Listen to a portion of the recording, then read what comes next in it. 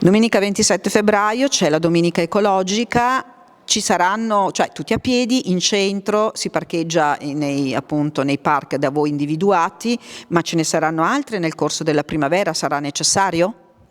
Allora, credo che qualche altra giornata ecologica sia stata indicata, quindi ne avremo altre. È un modo per viversi la città in maniera diversa, senza auto. Questo fa anche apprezzare maggiormente gli elementi tipici della città.